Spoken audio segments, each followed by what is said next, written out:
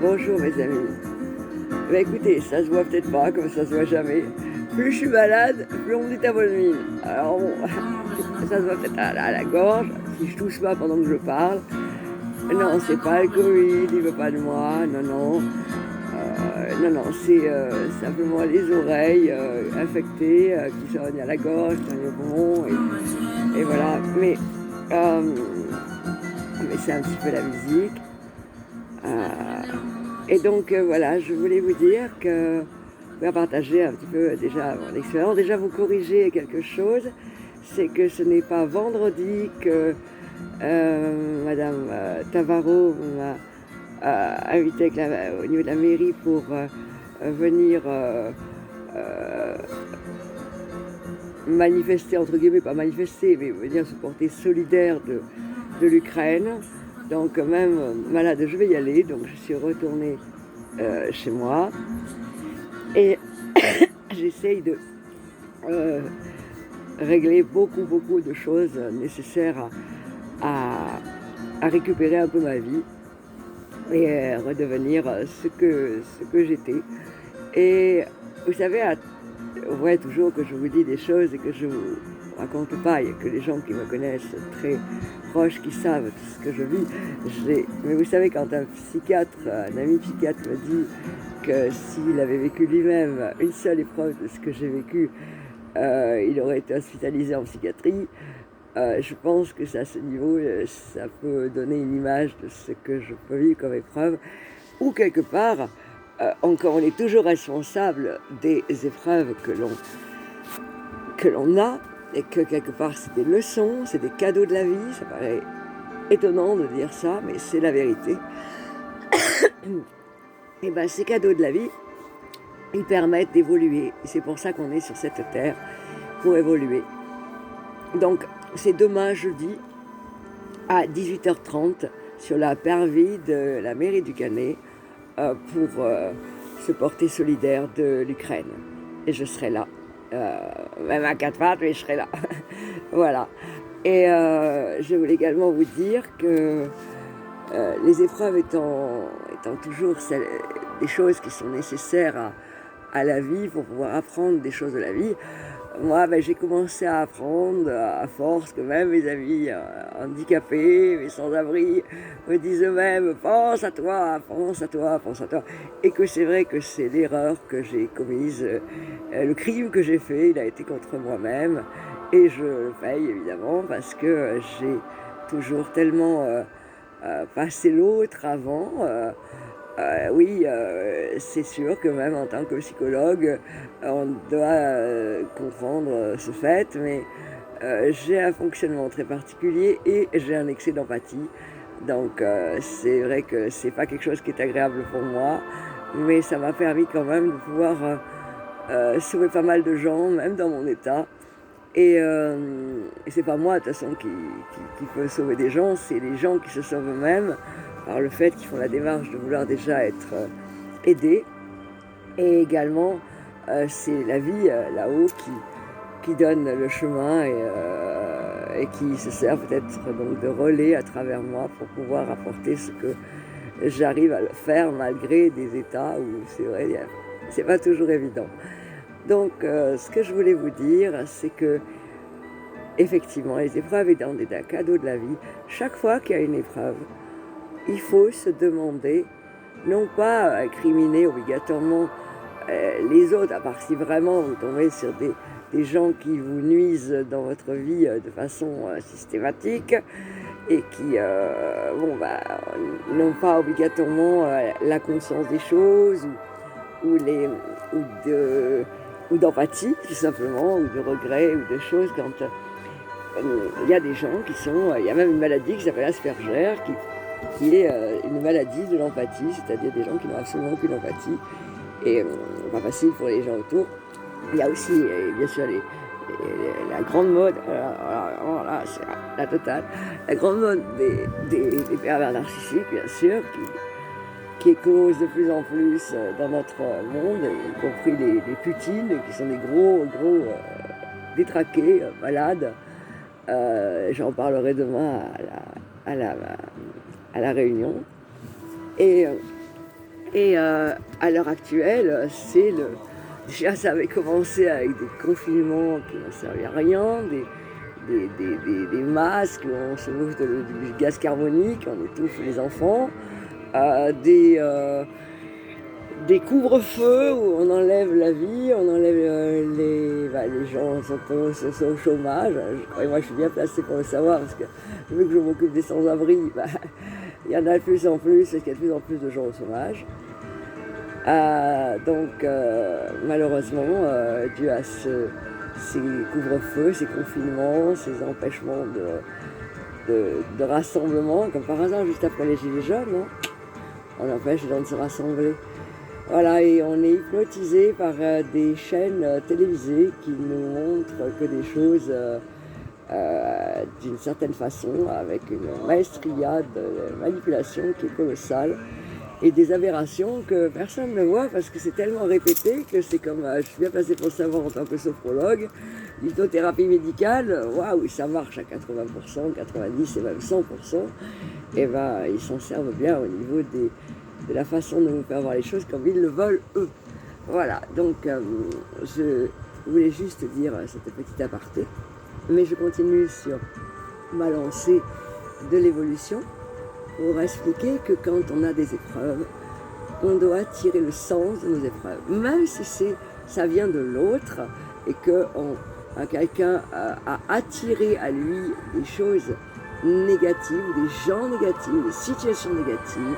C'est toujours nous-mêmes, au travers de l'énergie qui est en nous, puisque nos chaînes connexions neuronales, synapses, dendrites, axones dendrites, voilà, qui nous permet d'avoir cette électricité quand il y a les connexions neuronales, et ben voilà, c'est le cerveau qui fait le corps, c'est le cerveau qui fait ces petites particules d'énergie qui sont effectivement, étant volatiles, elles sont autour de nous aussi. Et donc si on est schématiquement entouré de petits ions positifs, ben, on attire des choses positives. Si on est entouré de petits ions positifs, d'électrons et d'ions, et positifs et négatifs, ben, on attire en rapport. Excusez-moi, je suis hyper fatiguée. J'ai une journée d'un autre monde. Il m'en attend beaucoup demain aussi. Et je serai comme là avec la manifestation. Et j'espère pouvoir le temps de me soigner d'ici la semaine prochaine. Mais j'abandonne pas les postes. J'abandonne pas de continuer le combat. J'abandonne encore moins depuis le fou qui est là-haut, là, au Kremlin, là, c'est le cas de le dire. Voilà, donc tirer l'expérience des épreuves est la clé pour les arrêter.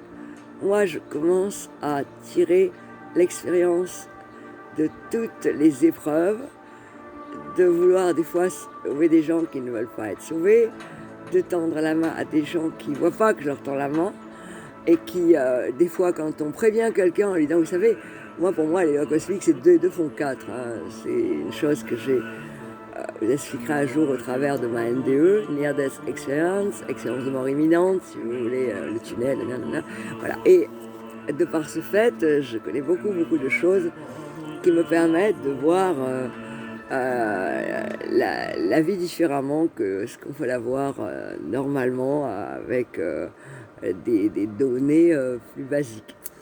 Mais la neuroscience me rejoint depuis pas mal de temps maintenant, ce qui me fait plaisir, puisque tout est en énergie, même la base de nos cellules. Et quand on sait de façon sûre maintenant que le fameux vide qu'il y a dans nos atomes, qui est 90% donc de nos atomes, n'est pas un vide, mais de l'énergie chargée d'informations, on est tout à une autoroute de réseaux d'énergie chargée d'informations qui est bonne ou mauvaise et qui réagit avec l'extérieur de la même façon. C'est pour ça qu'on dit on a des atomes crochus, voilà, parce que justement on attire des choses en rapport avec qui on est, ou en rapport avec qui on croit être, ou en rapport avec nos problèmes psychologiques, émotionnels et mentaux. De ce fait, quand on a trop d'épreuves et que ça se rejoue souvent, il faut toujours en tirer la leçon de se demander quel est le message.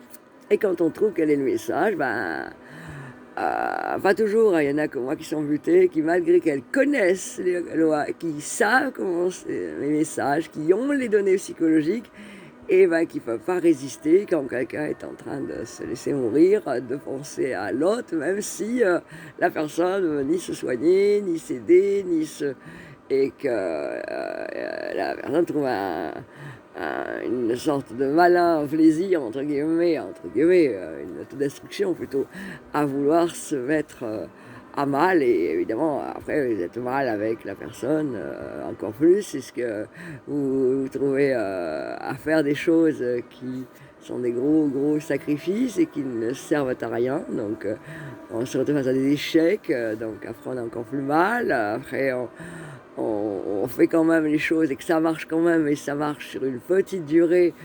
Et à la fin, c'est sûr que on finit par ne plus avoir l'existence dont on avait besoin. Alors là, l'important, je pense, c'est de savoir qu'on mérite tous d'être heureux. On mérite tous d'avoir du bon. Qu'on soit bon ou mauvais, entre guillemets, pas de bien, de mal. Ce qui compte, on a tous un côté noir, un côté blanc. Moi, mon côté noir, il est plutôt, il gêne personne, parce qu'il est moi avec moi, et il serait plutôt dans des niveaux personnels. Voilà, et comme à l'heure actuelle, je vis pas grand-chose de personnel au niveau, disons, je ferai une émission aussi, des émissions sur la sexualité aussi, parce que ça, je connais beaucoup aussi. J'ai peut-être pas eu beaucoup d'êtres, mais je les ai bien amortis. Voilà, donc, c'est pas parce que je suis coincée ou parce que que je rejette beaucoup de personnes qui ont des sentiments pour moi ou qui veulent des choses de moi, et que ma tête était obsédée par l'amant maudit, et que je n'arrivais pas aussi non plus à être dans un état psychologique qui me donnait une chance de penser que l'être humain était généreux et était bon, était plein d'amour, de par des expériences malheureuses. Et le fait de pouvoir comprendre que le crime que j'ai fait le plus gros a été le crime d'accepter l'inacceptable, d'avoir pas donné de limites par amour à des situations où il était impensable de ne pas donner des limites.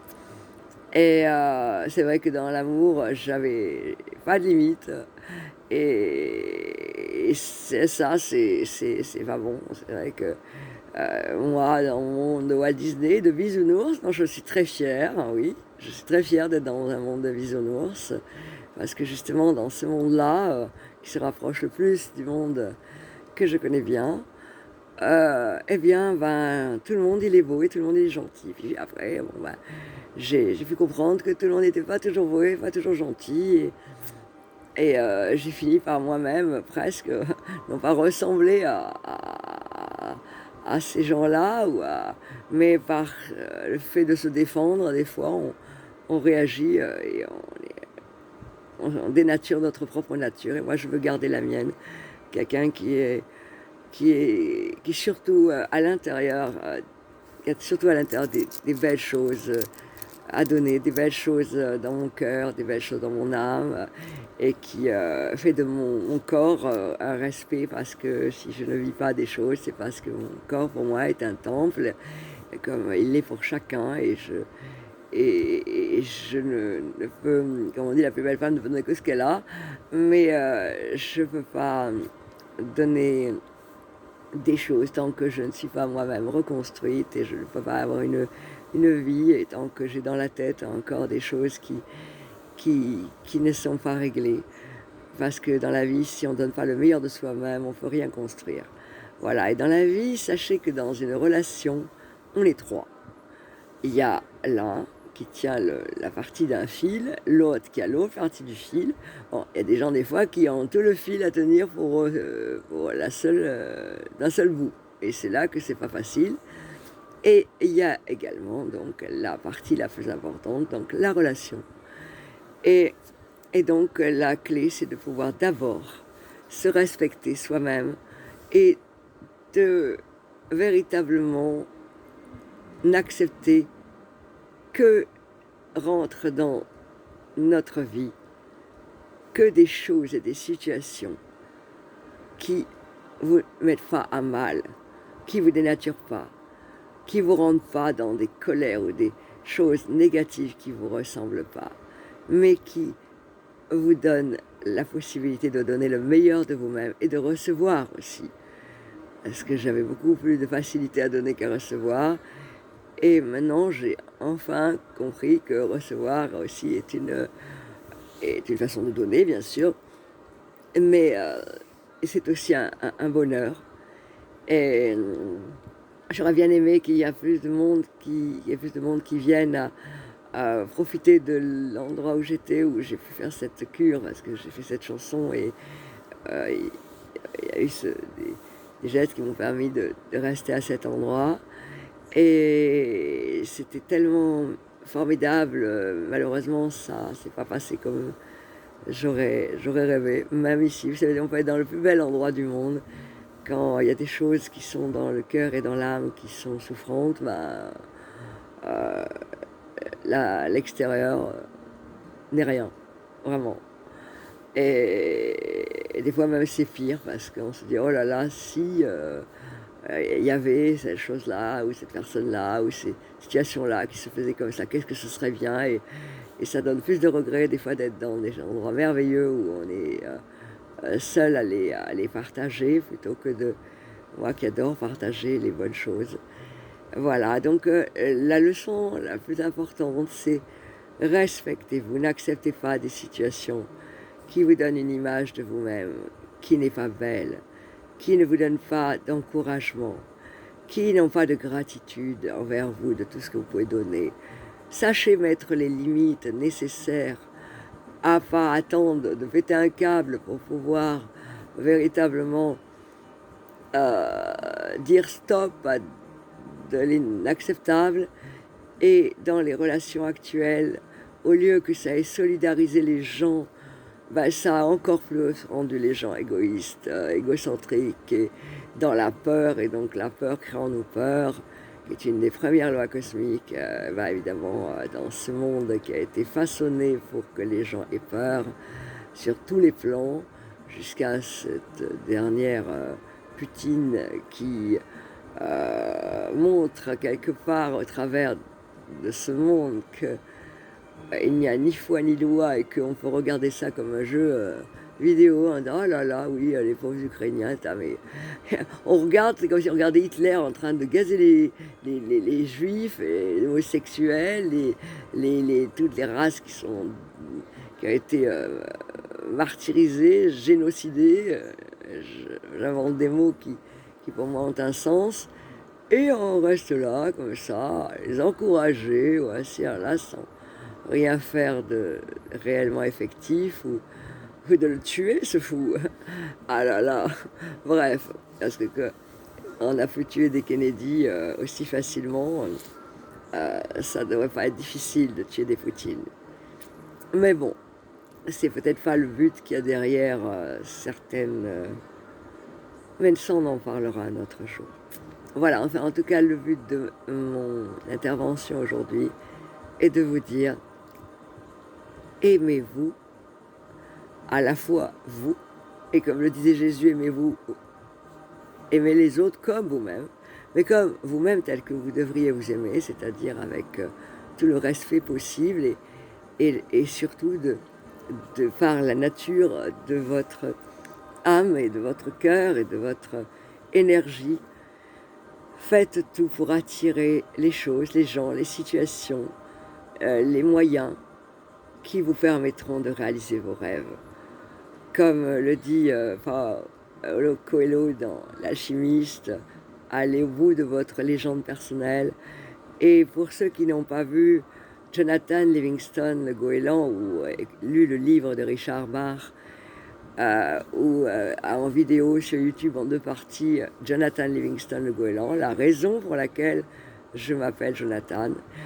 J'ai rajouté le E bien après. J'ai fait des années de carrière sans le E, à me taper les journalistes, me dire It's not a woman's name. Ben oui, non, c'est pas un woman's name, mais c'est un nom d'un oiseau. Donc on ne regarde pas le sexe d'un oiseau quand on regarde le ciel. Et moi, je m'appelle Jonathan, pour Jonathan Livingston le Goéland. Et pour faire clore les ragots, bah, j'ai rajouté un E, comme ça, au moins, bah, je suis la seule et unique au monde à avoir eu un E là. Enfin, maintenant, peut-être d'autres le mettent, mais j'ai été la première au monde à avoir un E à Jonathan et de l'avoir sur mon passeport également. Donc, voilà, je vous remercie de votre attention, je vous remercie d'être si nombreux dans mes stories, je vous remercie également de m'encourager, si vous pouvez vous abonner, faire des choses, etc., pour partager de façon à ce que je puisse parler, parce que j'ai beaucoup de choses à dire importantes et j'ai aussi des choses derrière moi énormes que si j'ai la force et si je reprends le combat, je pense que ça pourra en faire réfléchir beaucoup plus d'un, y compris des gens comme je ne peux pas dire monsieur, parce que ça ne peut pas être un monsieur, c'est même pas un animal, parce que les animaux, ils sont de l'humanité. Et de toute façon, c'est un petit peu la différence de tous les gouvernements. Ce n'est pas les peuples qui s'entretuent, hein. Ces pauvres petits soldats russes qu'on envoie, ils n'ont pas non plus envie de se faire tuer.